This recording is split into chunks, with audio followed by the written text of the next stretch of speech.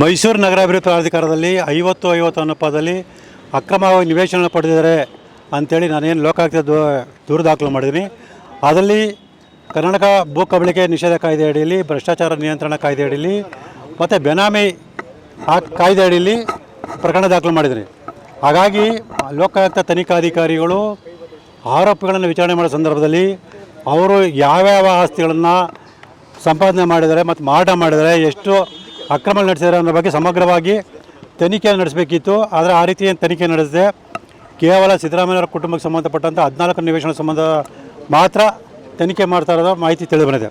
So ಈ ಹಿಂದೆ ನಾನು ಈಗಾಗಲೇ ದೂರದ ಅರ್ಜಿಯಲ್ಲಿ ಸರ್ ನಂಬರ್ ಕೆಸರೆ ಕ್ರಮ ಸರ್ ನಂಬರ್ 464 ಸಂಬಂಧಪಟ್ಟ ದಾಖಲಾತಿಯನ್ನು ಕೊಟ್ಟಿದೆ.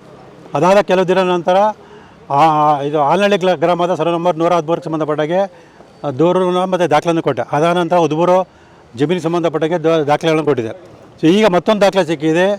ದಟ್ಕಳ್ಳಿ 3ನೇ ಹಂತದ ನಿವೇಶನ ಸಂಖ್ಯೆ 3553 ಸಂಖ್ಯೆಯ 50-80 ಅಳತೆ ನಿವೇಶನವನ್ನು ಸಿದ್ದರಾಮಯ್ಯರು ಮೊದಲನೇ ಬಾರಿಗೆ ಮುಖ್ಯಮಂತ್ರಿ ಆಗಿದ್ದ ಸಂದರ್ಭದಲ್ಲಿ ಅಂದರೆ 1997ನೇ ಇಸ್ವಿಲಿ ಚಾಮುಂಡೇಶ್ವರಿ ಕ್ಷೇತ್ರದ ಶಾಸಕರಾಗಿದ್ದಂತಹ ಎಂ ಸತ್ಯನಾರಾಯಣವರು ಮಂಜೂರಾತಿ ಮಾಡಿಸ್ಕೊಂಡು ಅಲ್ಲಿನ ಆಗಿನ ನಿಯಮದ ಪ್ರಕಾರ 10 ವರ್ಷಗಳ ಕಾಲ ಯಾರಿಗೂ ಪರಭಾರ ಮಾಡುವಾಗಿಲ್ಲ ಮತ್ತು ಮನೆ ಕಟ್ಟಲಿಲ್ಲ ಅಂದರೆ ಅವರಿಗೆ ಪ್ರಾಧಿಕಾರ ಕರೆಪತ್ರ ಕೊಡೋವಾಗಿಲ್ಲ.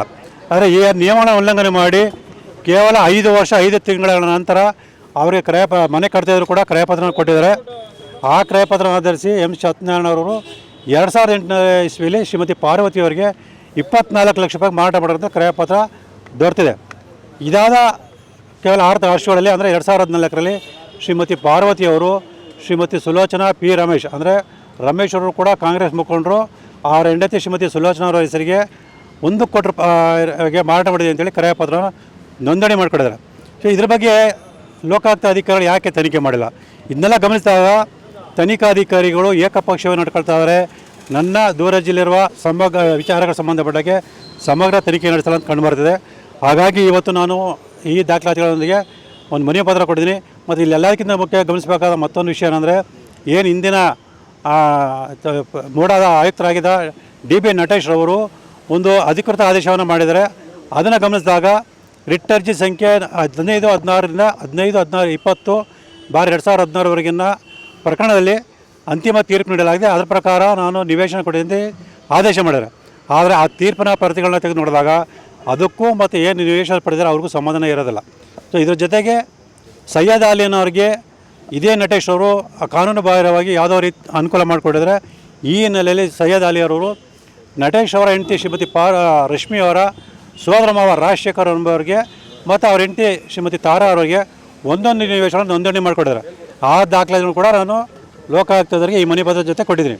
ಸೊ ಇದನ್ನೆಲ್ಲ ಗಮನಿಸಿದಾಗ ಮೂಢ ಅಧಿಕಾರಿಗಳು ಮತ್ತು ರಾಜಕಾರಣಿಗಳು ಅಕ್ರಮವಾಗಿ ನಿವೇಶನ ಪಡೆದಿರೋದು ಮತ್ತು ಕೋಟ್ಯಾಂತರ ರೂಪಾಯಿಗಳನ್ನು ಅಕ್ರಮ ಲಾಭ ಮಾಡ್ಕೊಂಡಿರೋದು ಮತ್ತು ಕೋಟ್ಯಾಂತರ ರೂಪಾಯಿಗಳ ಅಕ್ರಮ ಹಣದ ವ್ಯವಹಾರ ಮಾಡೋದು ಸ್ಪಷ್ಟ ಕಂಡು ಬರ್ತದೆ. ಇದೆಲ್ಲದರ ಬಗ್ಗೆ ಸಮಗ್ರ ತನಿಖೆ ನಡೆಸಬೇಕು. ಕೇವಲ ಸಿದ್ದರಾಮಯ್ಯವರ ಕುಟುಂಬಕ್ಕೆ ಸಂಬಂಧಪಟ್ಟ 14 ನಿವೇಶನ ಸಂಬಂಧಪಟ್ಟಂತೆ ಮಾತ್ರ ತನಿಖೆ ನಡೆಸಬಾರ್ದು. ಆ ರೀತಿ ಏನಾರು ತಾವು ನಡೆಸಿದ್ರೆ ನೀವು ಏಕಪಕ್ಷವಾಗಿ ನಡೆಸ್ಕೊಂಡಿದ್ರೆ ಕರ್ತವ್ಯ ಲೋಪ ಎಸಗಿದ್ರೆ ಆರೋಪಣೆ ರಕ್ಷಣೆ ಮಾಡೋಕ್ಕೋಸ್ಕರ ಈ ಕೃತ್ಯ ಮಾಡಿರ ಅಂತೇಳಿ ನಿಮ್ಮ ವಿರುದ್ಧ ಕೂಡ ಕಾನೂನು ಕ್ರಮ ತಗೊಳ್ಬೇಕಂತೇಳಿ ನಾನು ತನಿಖಾಧಿಕಾರಿಗೆ ಎಚ್ಚರಿಕೆಯನ್ನು ಕೂಡ ಕೊಟ್ಟಿದ್ದೀನಿ. ಸರ್, ಜನಪ್ರತಿನಿಧಿಗಳ ನ್ಯಾಯಾಲಯ ಹಿಡಿಯುವುದು 14 ನಿವೇಶನ ಸಂಬಂಧಪಟ್ಟಂತೆ ತನಿಖೆ ಮಾಡಿ ಅಂತ ಅವರು ಬೇರೆದೇನು ಹೇಳಿಲ್ಲ.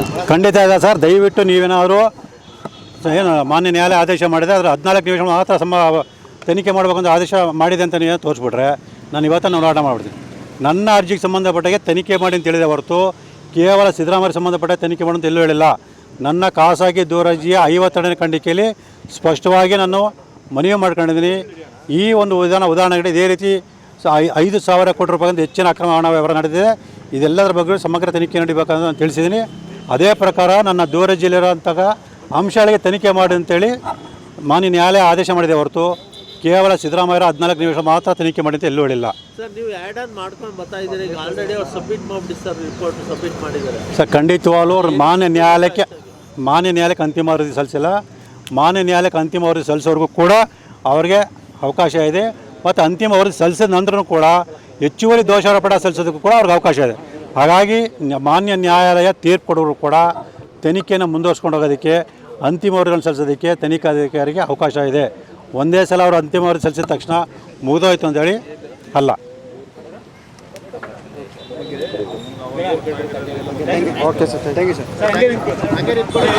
ಹೆಚ್ಚಿನ ವಿಡಿಯೋಗಳಿಗೆ ಪ್ರತಿಧ್ವನಿ ಯೂಟ್ಯೂಬ್ ಚಾನೆಲ್ ಸಬ್ಸ್ಕ್ರೈಬ್ ಮಾಡಿ, ಬೆಲ್ ಐಕಾನ್ ಕ್ಲಿಕ್ ಮಾಡಿ.